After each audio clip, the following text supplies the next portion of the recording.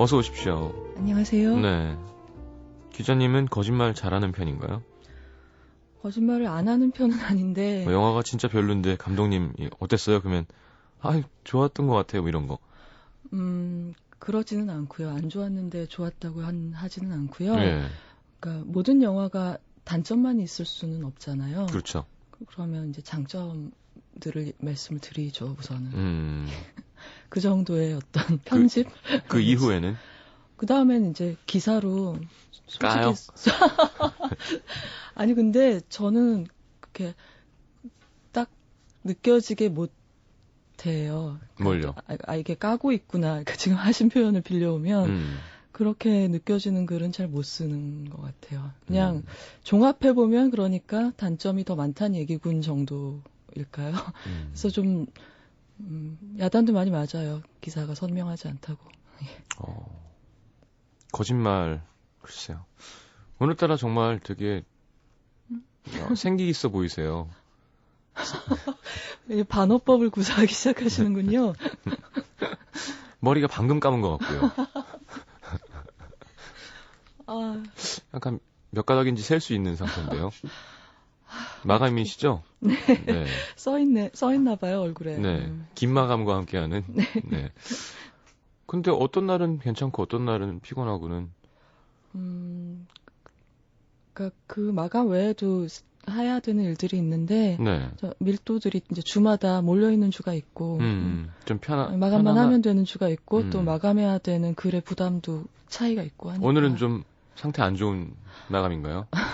예, 조금 안 좋은 것 같아요. 하지만 괜찮습니다. 방송하고 나면 기운이 날 것 같아요. 이게 선의의 거짓말이에요. 지금 웃음소리 좋은데? 이거. 네. 알겠습니다. 봐요. 금방 좋아졌잖아요. 네. 저희 MT 간다는 얘기 들으셨나요? 아니요. 진짜? 아니, 저 빼고 가실 건가요? 연락도 없이? 아니, 이제 아직 시간이 남았고요. 예. 시간 조율을 하고 있는데. 네, 버스를 정말요? 대절하려고요. 정말요? 버스. 그때 MBC 네. 상 받았잖아요. 작년에. 그때 받은 금을 팔았어요. 진짜로? 예. 근데 금값이 얼마 안 하더라고요. 지금 좀 약세죠. 그래서 회비도 조금 걷어야 될 것 같고. 네. 거기다가 정말 어딜 가는데. 제 사비도 좀 얹어야 될 것 같습니다. 그러진 마세요. 그러면 어떻게 가요? 미안해서. 미안하긴요. 그 금도 내 건데. 어차피 그게. 그렇구나. 예. 어쨌든 너무 갑작스러운 소식이라 제가 예. 뭐라고 대응해야 될지 모르겠는데 방송 끝나고 차근차근 얘기를 들어보죠. 멤버는 네. 저희 라디오 식구입니다. 예. 한번 따져볼까요? 몇 명이지? 우리 작가, 매니저, PD. 그것만 해도 상당해요. 네. 심연보, 노중훈, 이혜리. 네, 기자. 네, 이현주, 이혜리랜다. 예. 합쳤네요. 그리고 문천식 씨, 태준 씨. 네. 그렇죠? 캐스커. 예. 네. 두 분. 예. 네. 그리고 또 울적해요. 네. 그러네. 이렇게 젊고싱싱한 남녀는 별로 없습니다. 제가 빠지면 조금 평균이 올라가지 않을까, 내려가지 않을까요? 에이, 무슨 소리예요. 빠지려면 네. 노 작가님 몇 살이죠? 들으면 안 되는데. 알겠습니다. 자, 어쨌든 기대하고 있습니다. 기자님의 어떤 음주 가무 능력은 널리 알려져 있기 때문에. 이따가 얘기해요. 알겠습니다. 이렇게 방송에서 공지를 하시면. 네, 좌중을 휘어잡을 어떤 그런. 아니. 네, 기대하겠습니다. 노래방 기계가 있는 곳으로 가야 될 것 같아요. 뮤지션들이 수두룩한데 무슨 노래방 기계가 있는 곳에. 노래방은 뮤지션과 상관없습니다. 그렇습니까? 네, 취한 뮤지션은 일반인에 불과해요. 노래방 음향으로 뭘 기대하세요? 그렇죠. 자, 굿바이 레닌. 네. 소개 좀 부탁드립니다. 예, 굿바이 레닌은 이제 2003년도에 나왔던 영화고요. 네. 그러니까 독일이 통일됐던 당시를 네. 배경으로 하고 있는 코미디예요. 하지만 드라마적인 무게도 상당히 있는 코미디라고 할 수 있고요. 오늘 우리가 얘기할 캐릭터는 그 주인공인 알렉스 커너라는 청년인데, 네. 그러니까 지난주에 소개드린 디센던트에서도 알렉스라는 캐릭터가 나왔었고, 네. 제 어머니가 혼수 상태에 빠져 있었는데, 네. 이게 의도한 건 아닌데 비슷한 설정이 또 나오는 네. 영화를 하게 됐네요. 네, 이 알렉스를 연기한 다니엘 브렐이라는 독일 배우는 여러 영화에 많이 나왔는데 이렇게 가장 강하게 인상에 남아있는 영화는 바로 이 영화라고 할 수 있고 그 밖에는 이제 본 얼티메이텀이라고 네. 본 시리즈에서 그 왜 제이슨 본의 애인이 있었잖아요. 네네. 1편에서 만나서 같이 살았던. 저 결국 폭탄 사고로. 그렇죠. 그래서 프랑카 포텐테라고 롤라런이라는 영화에 주연했던 독일 여배우가 그 역할을 했었는데 이제 이 다니엘 브렐은 어쩐지 독일 사람처럼 생겼더라. 예, 예. 그 여자의 오빠로 나왔었어요. 잠깐. 예. 가정집에 갔. 예, 아닌데? 그러니까 나중에 나타나죠 오빠가. 그래서 본 얼티메이텀에 가면은 네네. 이제 누이 동생은 어떻게 됐냐고 하니까. 이렇게 안 좋게 됐다라고 제이슨이 소식을 전해주는 그런 오빠로 나왔었어요. 네. 그래서 영화의 배경은 1978년이에요. 그러니까 과거로 돌아간 거죠. 근데 이 78년은 어떤 해냐면 우리나라도 뭐 엊그제 뭐 나로호 발사하고 뭐 그랬었지만 네. 동독에서 최초로 우주 비행사가 탄생한 이제 말하자면 국가적인 경사가 있었던 해인 거예요. 그래서 어린 남매는 그러니까 알렉스랑 누나는 이제 텔레비전에서 그 소식을 보면서 막 이렇게 입을 떡 벌리고 홀려 있는데 그 동독의 경찰이 집을 두드리고 찾아오는 거예요. 영화를 보면 그런 상황이 많죠. 비밀 경찰이 네. 꼭 밤에 오거나 새벽에 오죠. 그렇죠. 오후에 점심 먹고 쉬는데 네. 오진 않죠. 그렇죠. 그러니까 네. 꼭 그럴 때 와서 이제 위기감을 더 돋우고 그런 게 있어요. 그 베를린이라는 한국 영화에 보면은 그런 대사가 나오는데 새벽 4시가 KGB 타임이라 그런데요. 왜? 왜냐하면 그때 들이닥치면 사람들이 저항을 잘 못한대요. 가장 약해져 있는 상태라는 거죠. 새벽 4시가. 그렇죠. 그러니까 영문도 모르겠고 근데 잠옷바람으로 있는데 경찰이 들이닥치면은 어떻게 대응해야 좋을지 모르고 그냥 순순히 따라오게 된다는 의미에서 KGB 타임이라고 불린다는데. 뭐 그때 아니면 순순히 안 따라오면 어떻게 할 거예요? 그러니까. 그렇죠? 네. 그런데 이제 밤에 이제 경찰이 찾아와서 엄마랑 TV 보는 남매 뒤에서 얘기를 하고 있는 거예요. 이제 그들이 갖고 온 소식은 당신 남편이 서독으로 넘어갔다라는 얘기를 하는 거죠. 아이고. 그러니까 인민을 배신했다. 그럼 아오지죠 원래. 근데 그렇진 않고요. 이 영화에서는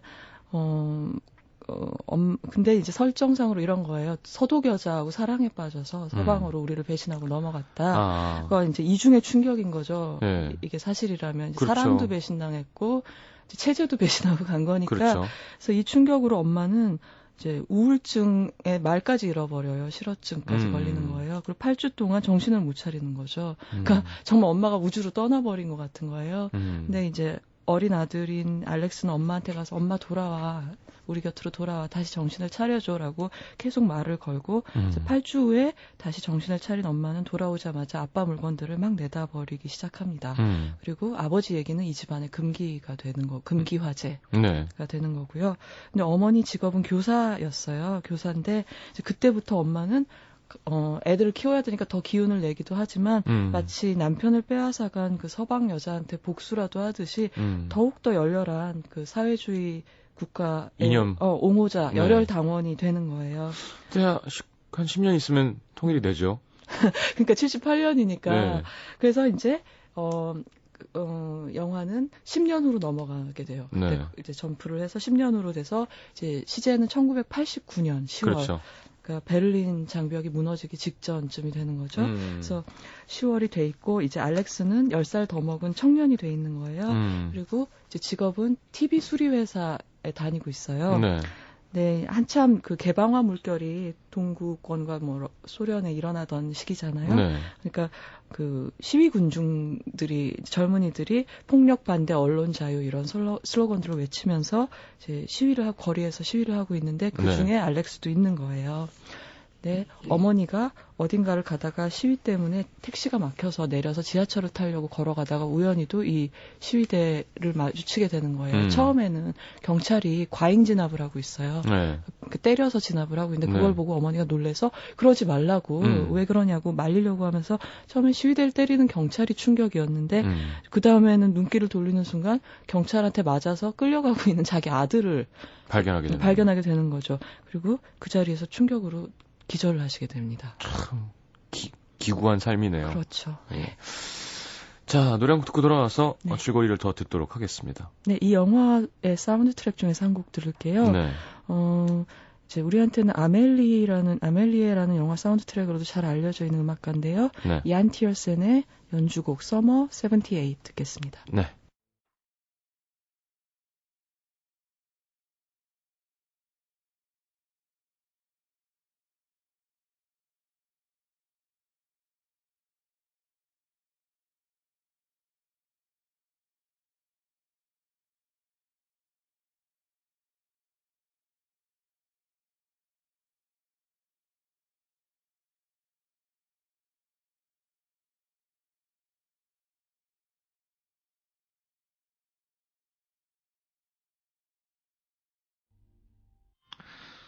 자, 얀 티에르센의 Summer 78 들었습니다. 자, 그래서 엄마는 쓰러졌어요. 엄마 쓰러지신 거죠. 그리고 알렉스는 우리 엄마예요. 날 놔주세요 하는데도 들어줄 리가 없죠. 그럼요. 그러니까 닭장차에 끌려갔다가 이제 풀려나서 보니까 엄마는 쓰러져서 심장마비로 응급실에 실려 가셨고. 어떡해요. 근데 이제 그때 빨리 이 산소를 공급해줘야지 뇌 손상이 없는데 그렇게 돼버린 거예요. 그래서 아주 위중한 상태, 혼수 상태에 빠져 있다는. 코미디 맞아요? 예. 디센던트도 그렇고.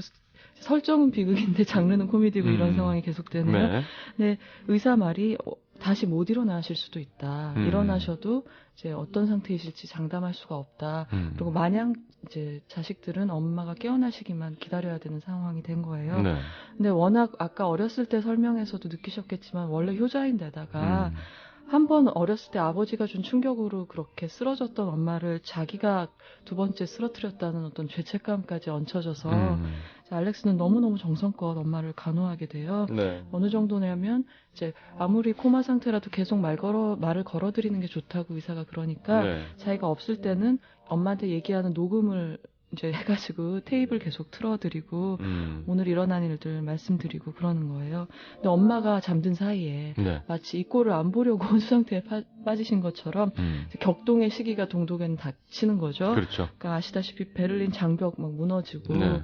그 국가평의회 의장이라고 했나요? 호네커라는 네. 사람 사임하고 그리고 누나는 대학 때려치고 왜 서방의 그 햄버거 체인 있잖아요. 네, 네. 그래서 버거왕 이런 데 취직하고 그리고 서독 출신 남자친구랑 동거하기 시작하고 네. 그리고 원래 아까 TV 수리회사를 다닌다고 말씀드렸잖아요. 네. 근데 이 알렉스는 우리 왜 위성방송 받는 패러볼라 안테나라고 접시 안테나 네네네. 그거 설치하는 회사로 이직을 해요. 네. 사실 생각해보면 이것도 아이러니컬한 게 위성방송이라는 게 서방 문물을 가장 빠르게 막 동시간으로 그렇죠. 받아들일 수 있는 미디어인 거잖아요. 이제 그걸 집집마다 설치하고 다니는 일을 하게 된 거죠. 네. 그리고 이제 2인조로 이 케이블 가이들이 다니게 되는데 네. 이 설치하러 역시 동독 출신인 남자랑 이제 짝이 돼서 이제 알렉스는 일을 하게 되는데 이건 하나의 복선인데요. 이 사람은 같이 다니는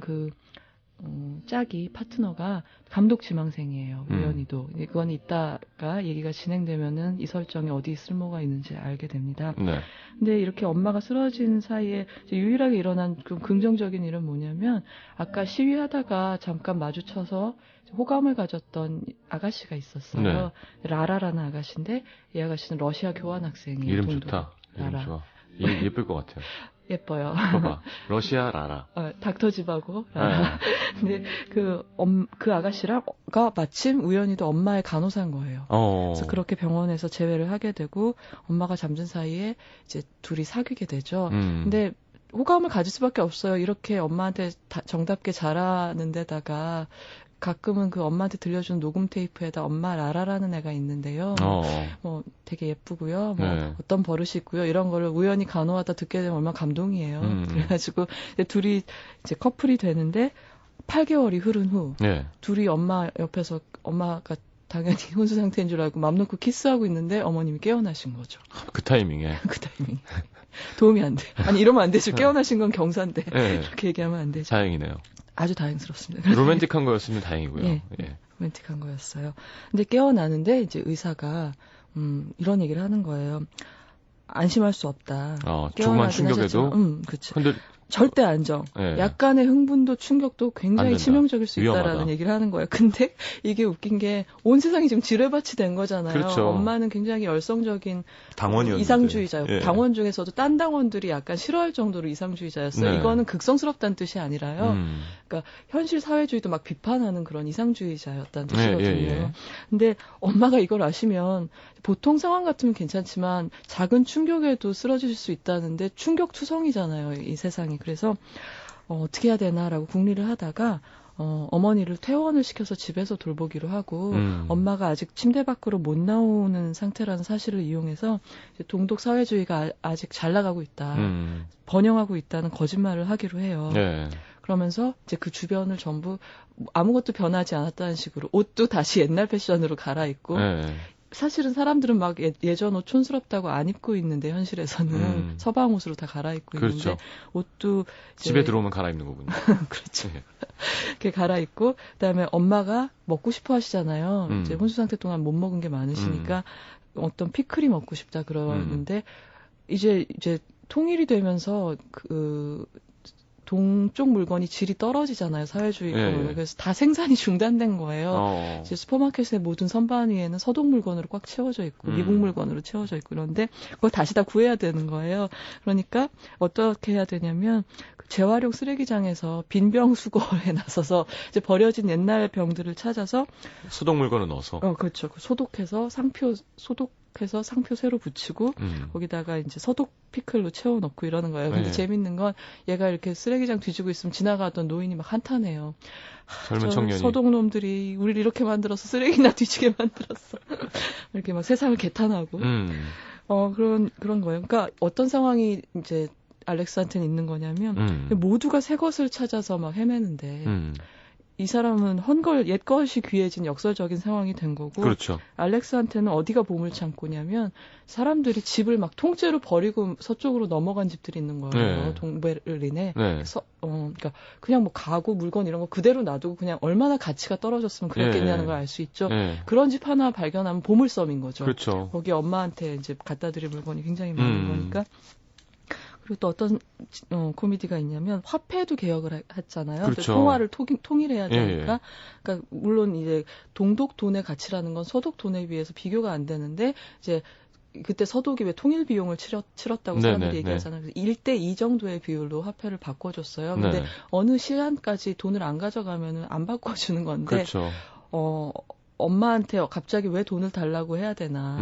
이걸 핑계로 꾸며낸 게 엄마 우리가 신청했던 차가 나왔어요. 그러니까 어머니 깜짝 놀라시면서 아니 3년밖에 안 기다렸는데 차가 나왔냐면서 그러니까 그만큼 이제 동구권에서는 뭐 하나 사려면 되게 기다려야 됐던 거죠. 생산이 원활치가 않아서. 근데 이 동독의 유명한 차가 트라반트라는 국민차가 있었어요. 근데 서독이 자동차 강국이잖아요. 그렇죠. 그쪽 차에 비하면 정말 비교도 안 되는데 이제 동독 국민들한테는 이게 굉장히 소중한 차였던 국민차. 거죠. 국민차였던 거예요. 그래서 이제 굿바이렌이랑 비슷하게 트라비에게 갈채를이라는 독일 영화가 하나 더 있었어요. 그 얘기는 뭐냐면 이제 이렇게 동구가 개방되고 나서 트라비가 정말 고물차 취급을 받으면서 어딜 가도 대접을 못 받는데 그래도 우리 가족의 사랑하는 차야라면서 한 동독 가족이 그 털터리 차를 타고 이탈리아로 여행 가는 과정에서 벌어지는 에피소드를 다룬 그런 코미디였어요. 그러면서 아무리 이제 홀대받지만 이제 동독 사람들한테는 소중한 물건이다라는 걸 통해서 이 동독인들의 향수를 보여주는 그러니까 그런 면에서 이 영화 굿바이 레닌하고 통하는 점이 있는 영화였죠. 좀 얘기가 좀 샜는데. 그러니까 일을 자꾸 커져요 이런 식으로. 그래서 이제 중요한 고비가 또 뭐냐면 어머니가 방에만 있으니까 심심하다고 TV를 좀 놓아주련 이런. 어떻게? 그 옛날 비디오. 네, 그래서 그때부터 이제 옛날 뉴스 녹화 테이프를 막 찾아가지고 막 도서관에서 막 빌려가지고 그거를 옆방에서 돌리기 시작하는 거죠. 그런데 이거 이제 한정돼 있는데 녹화한 게 이렇게 계속 같은 뉴스가 돌아가면 어머니 눈치채시지 않을까? 그러니까 그 아까 말씀드린 같이 접시한테나 놀러 다니는 친구가 하는 말이 참 압권이에요.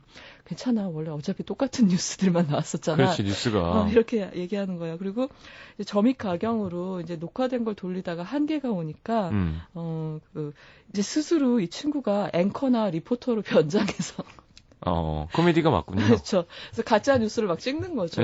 카메라 하나를 들고서.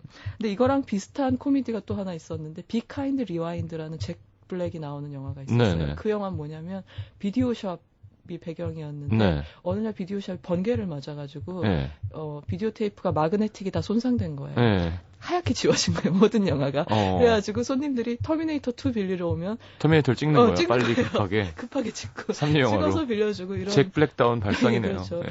그런 요절복통 코미디가 하나 있으셨어요. 근데 아까 제가 왜 이 친구가 감독 지망생이라 그랬잖아요. 네. 그러니까 이걸 약간 흥이 나서 하는 거예요. 가짜 뉴스 제작을 재밌으니까. 하는 거. 그러면서 심지어는 반응도 궁금해. 어머니가 뭘 하시디 막 이러면서 왜냐면 감독 지망생이니까 자기 작품의 관객 반응이 궁금한 거죠. 네. 어머니 뭘 하시디 그러고 또 쩝하면서 아쉬워해요.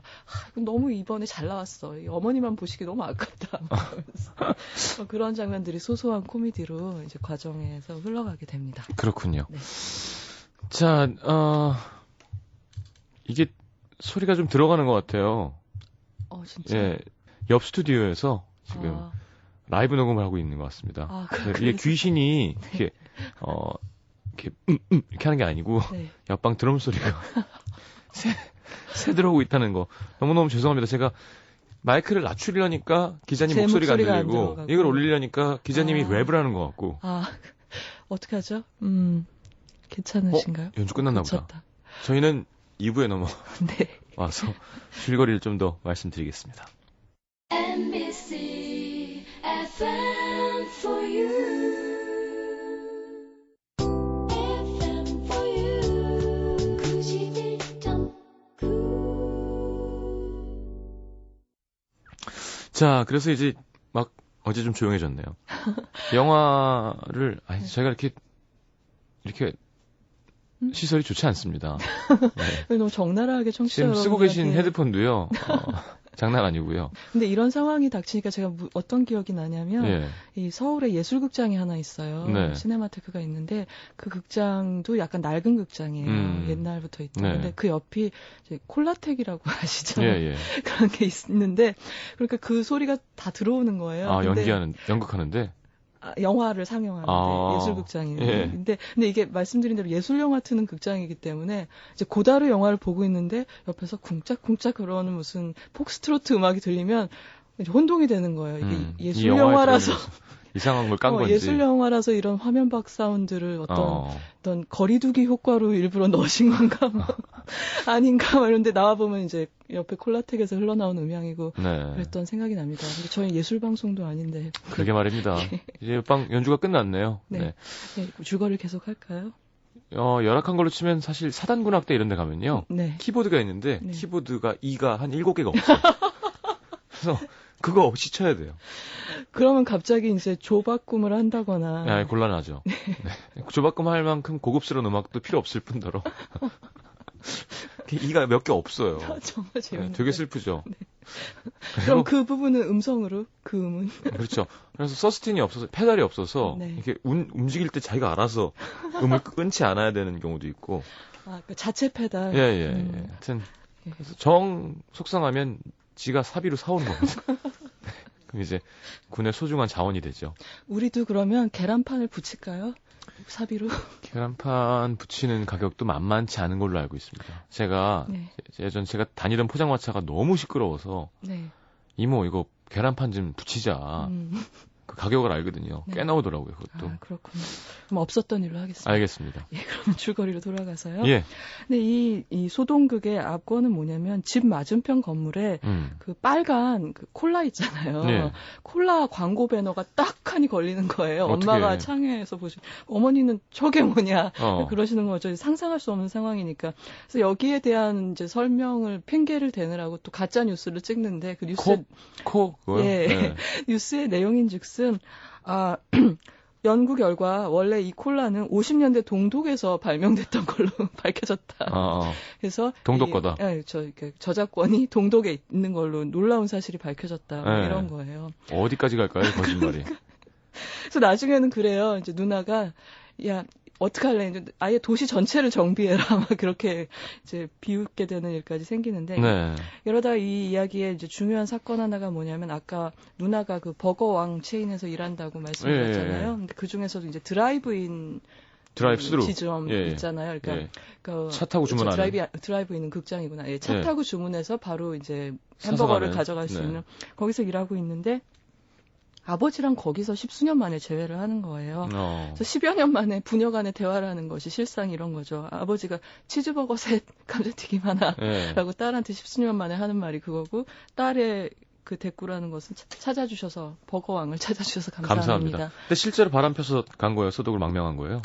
그거에 대한 진실이 이제 뒤에 가서 밝혀지게 되는데 일단은 그 네. 아버지가 타고 온 차 뒷자리에 어린 아이들이 있어요. 아마도 재혼해서 낳은 것 같은 네. 이런 일이 하나 생기고요. 그리고 또 하나의 큰 사건이 뭐냐면 이제 아들이 조는 사이에 간호하다 조는 사이에 엄마가 걸을 수 있으시게 된 거예요. 그래서 일어나서 이제 바람을 쐬려고 거리에 나갔다가 이제 공황 상태에 빠지시는 거죠. 그렇죠. 일단은 막 차림이 너무 분방한 서독 출신 젊은이들이 이삿짐을 나르고 있질 않나. 예. 그리고 막 우리가 잘 아는 서방 다국적 기업들의 광고판들이 막 여기저기 그 상표도 충격인데 막 속옷 광고 옛날에 생각도 할 수 없었던 야한 광고들이 버스 정류장에 막 걸려 있고 그리고 영화를 통틀어서 가장 충격적인 비주얼이 등장하는데요. 하필이면 그때 영화니까 그렇겠지만 헬기로 이제 그 레닌, 블라디미르 일리치 레닌의 동상을 철거하고 있는 거예요. 그래서 어머니가 서 있는 눈앞으로 반동강난 레닌의 동상이 지나가는 거죠. 어머니 쪽으로 손을 이렇게 내밀면서 그 동상이. 그러니까 엄마는 진짜 기절 직전이고 여기서 이 장면이 바로 이 영화의 제목인 굿바이 레닌하고 직접적으로 연관이 있다고 할 수 있겠죠. 근데 다행히도 이제 남매가 퇴근하다가 그렇죠. 아들은 집에서 뛰쳐나오고 누나는 퇴근하다가 엄마가 그런 것을 보게 되고 그래서 엄마를 부축해가지고 집으로 데려오게 돼요. 그래서 여기에 대해서 설명을 해드려야 될 거 아니에요. 그래서 그 설명이라고 아들이 지어낸 게 뭐냐면 우리 동독이 너무 잘 돼가지고 반면 서독은 막 신나치주의가 창궐하고 생활고에 이 사람들이 양극화 때문에 가난한 국민들이 생활고에 시달려서 그걸 견디지 못하고 서독 난민들이 동독으로 망명을 해오고 있어서 이렇게 이제 서독 사람들도 보이고 서독 차도 보이고 서독 상표들도 보이게 된 거다라고 이제 설명을 하게 되는 거예요. 그리고 이제 어느 날 이제 가족이 엄마가 이제 기동을 하실 수 있게 됐으니까 온 가족이 교회로 소풍을 떠난 날 아까 성시경 씨가 궁금해하신 사실이 엄마의 고백을 통해서 드러나게 되는데 실은 너희 아버지는 여자 때문에 우리를 버린 게 아니었고 아빠는 직업이 의사셨거든요. 근데 당원이 아니어서 이제 차별받고 어렵게 살던 아버지가 서베를린에서 열린 학술 회의를 틈타서 글로 넘어가신 거고 원래는 그 뒤를 따라서 내가 너희들을 데리고 뒤따라 망명을 하기로 약속을 했었는데 막상 그 순간이 닥치니까 차마 무서워서 그러지를 못했다. 여기까지 보면 이런 생각이 들어요. 얘가 이렇게 거짓말을 잘하는 게 유전인가 이런 생각. 또 잠깐 했어요. 그리고 아버지가 연락 안 하신 게 아니라 계속 편지를 보내오셨는데 내가 숨긴 거다라는 이 중요한 고백을 가족들 앞에 털어놓고 어머니는 병세가 급히 악화되시게 돼요. 그러니까 이제 자식들은 아버지가 이제 있다는 걸 알게 됐잖아요. 아까 햄버거 집에서 누나가 봐서 그래서 아버지를 찾아가서 엄마랑 만나게 해드려야 한다는 생각을 하게 되고 그래서 알렉스는 아버지가 사는 곳으로 이제 찾아가게 됩니다. 그리고 아버지를 모셔와서 지금까지 엄마한테 이러이러한 거짓말을 했으니까 이대로 맞춰서 제 얘기를 해주세요라고 하는데 아버지가 어떡하지 복잡하다 실수하면 어떡하지 그러니까 그때 아들의 대꾸가 재밌어요. 금방 익숙해지세요 이렇게 얘기를 하거든요.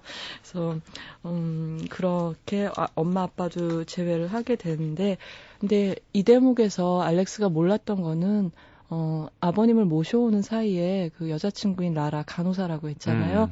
그러니까 더 참지 못하고 어머니한테 진실을 말씀드렸다는 거예요. 그러니까 지금부터는 이제 알렉스는 모르지만 알렉스는 엄마가 안다는 사실을 모르고 엄마는 또 그 아들한테 내가 알고 있다는 사실을 말하지 않고 왜냐하면 아들이 그렇게 애쓴 거를 지켜주고 싶은 거예요. 그래서 그러면서 이제 동독 건국 기념일이 돌아오는데 그날을 기해서 가장 성대하고 아름다운 거짓말을 아들이 준비하는 것으로 이제 영화는 끝나게 됩니다. 알겠습니다. 자, 노래 듣고 돌아오겠습니다. 네. 두 번째 곡은 더 위피스의 올비팅이라는 노래를 골랐는데요. 그 이유는 이 엄마의 상태가 마치 이미 사라진 그 사회주의 공화국 주변을 혼자서 돌고 있는 인공위성 같잖아요. 그래서 골라봤습니다. The Weepies의 Orbiting 듣겠습니다.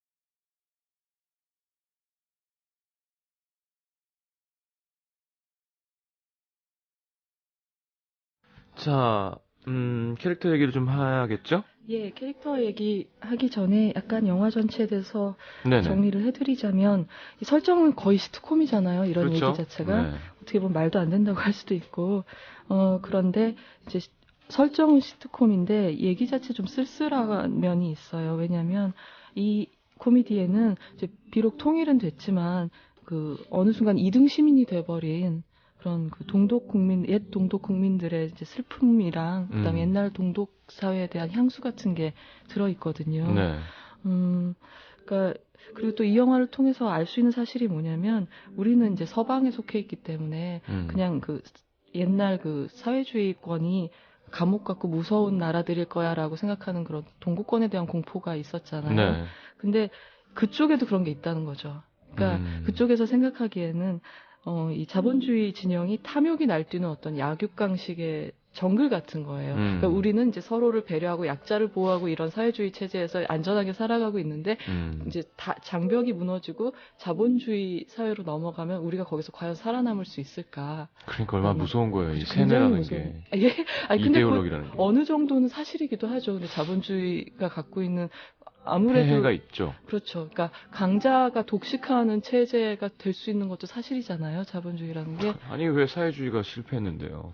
독시라는 말이 가장 잘 어울리는 거 아닌가요? 소수가 독식하는 거.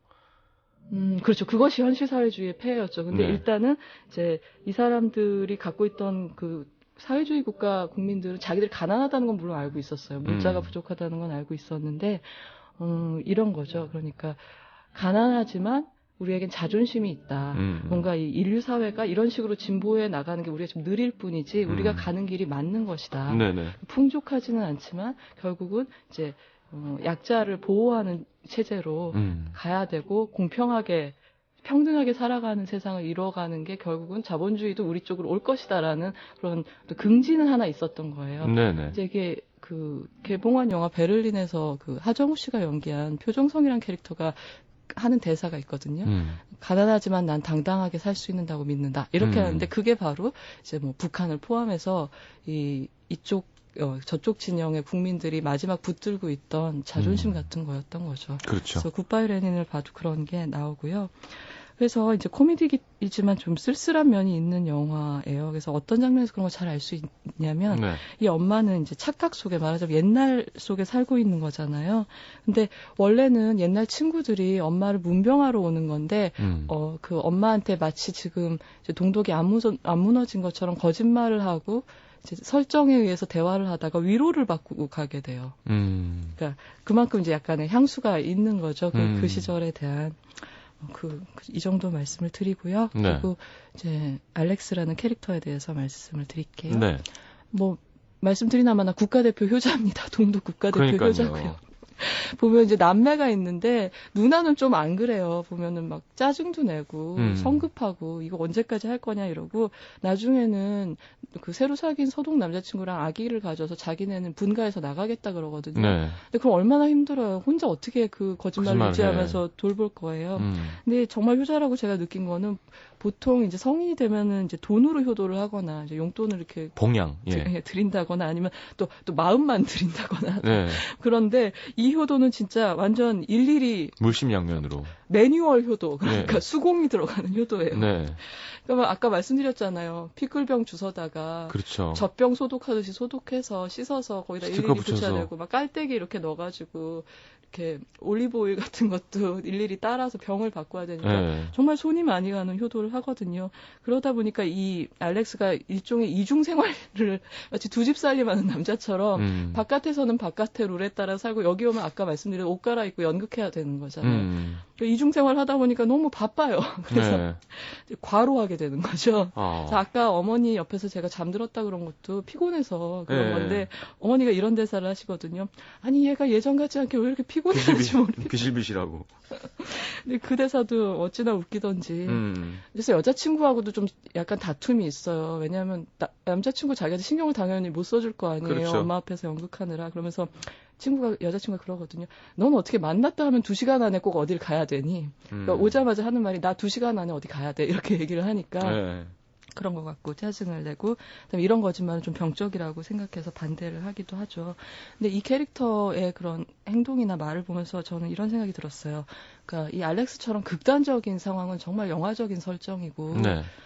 뭐 현실에서 있기 어려운 거지만 보편적인 경우로 좀 이렇게 치환해서 바라보면 이제 가끔 부모님들이 나이 드셔서 더 이상 변하는 세상에 적응을 못 하실 때가 있잖아요. 어떤 지점에 이르면 네. 뭐 아주 간단하게는 뭐 스마트폰 같은 거 할 줄 모르신다거나 그럴 때는 그리고 또 사고방식도 잘 안 바꾸시잖아요. 그렇죠. 세상은 변하는데 그럴 때 되면 우리가 어느 정도 장성한 다음엔 자식이 부모님이랑 바깥 세상 사이에 이제 다리 역할이랄까? 그렇죠. 중재자 역할을 어느 정도 하는 게 있잖아요. 그래서 이 알렉스 같은 이런 극적인 상황은 아니지만 우리 모두가 조금씩은 이제 알렉스 같은 역할을 해야 되는 부분이 있다는 생각을 했고요. 그리고 또 알렉스는 효자이기도 하면서 창의성 넘쳐요, 진짜. 보면은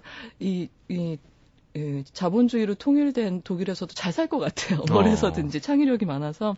근데 이게 아까 어떻게 보면은 이제 존재하지 않는 어떤 세계를 하나 만들어내는 일이잖아요. 그렇죠. 근데 그 일을 보고 있으면 왠지 영화 감독이 하는 일이랑 비슷한 것 같아 이런 생각이. 그러네요. 연기도 시키고 뭐 무대 장치도 연출도 만들고 하고, 연출도 극본도 하고 쓰고. 극본도 쓰고 이러니까 이거 거의 영화 감독인데 이런 생각이 들고 말하자면 이제 영화라는 것도 어떤 관점에서 보면은 사실 현실과 다른 현실 옆에다가 대안적인 작은 세계 하나를 만드는 거나 다름이 없잖아요. 이제 모든 예술이 그렇다고 치지만 영화는 특히 그렇잖아요. 그 그렇죠. 안에 인간도 있고 네. 배경도 있고 그렇기 때문에 좀 그런 생각도 이제 잠깐 해봤어요. 네, 이 영화에서 이제 주제랑 연결해서 제일 중요한 사실은 뭐냐면 처음에는 엄마한테 충격을 안 주려고 이제 거짓말을 하잖아요. 근데 이 거짓말을 낳고 자꾸 거짓말이 고도의 거짓말이 되고 하다 보니까 이제 어느 시점, 그러니까 대체로 이제 극 속에서 엄마한테 지금 서독에서 난민이 넘어오는 거예요라는 거짓말을 하는 지점쯤 가면은 얘가 깨닫게 되는 게 이런 거예요.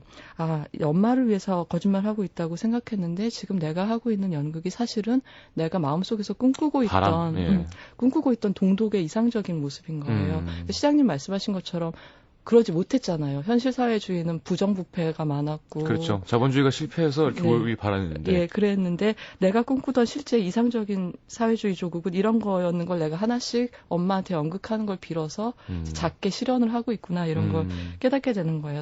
그래서 이런 독백에서도 알 수 있듯이 이제 이 캐릭터의 중요한 성격 중에 하나는 자본주의를 무작정 동경하는 젊은이는 아니라는 거죠. 그렇죠. 그러니까 이제 비록 이제 현실 사회주의 실패했지만 그 출발이었던 이상까지 폐기 처분하는 거에 대해서는 이제 선뜻 동의하지 못하는 그런 이제 사회주의권의 청년이라고 할 수 있고 그런 면에서는 엄마를 닮았어요. 또 이상주의자라는 점에서는 그렇죠. 엄마한테 이어받은 면이 있다고 이제 볼 수 있는 거죠. 재밌겠네요, 영화. 안 보셨어요? 네, 전 못 봤어요. 굿바이 레닌. 네. 함께했습니다.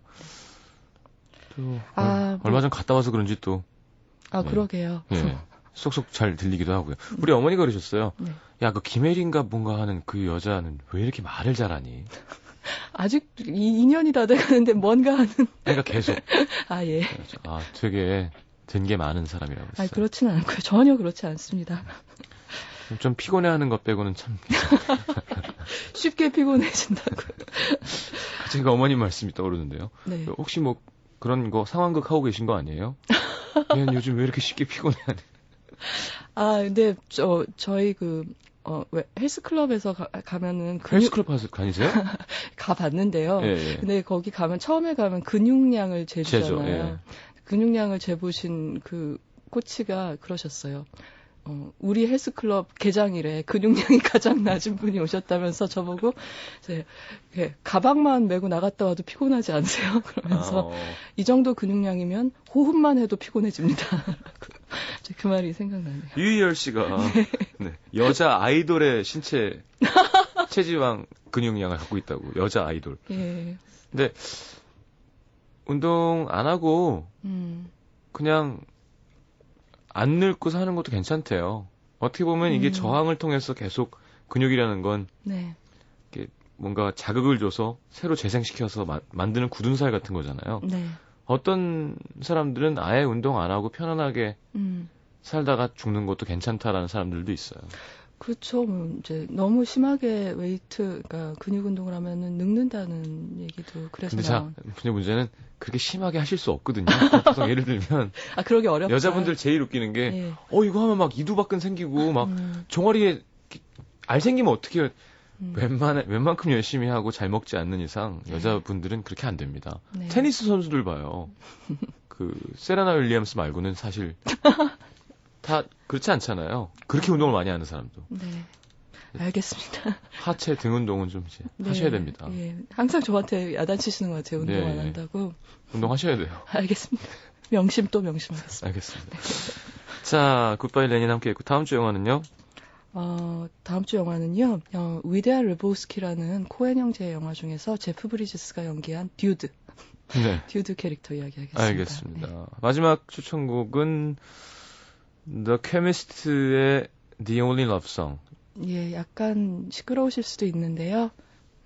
들어보세요. 아니 예상은 하실 거예요. 이 정도는 시끄럽지 않은 음악입니다. 김일희 기자님한테는.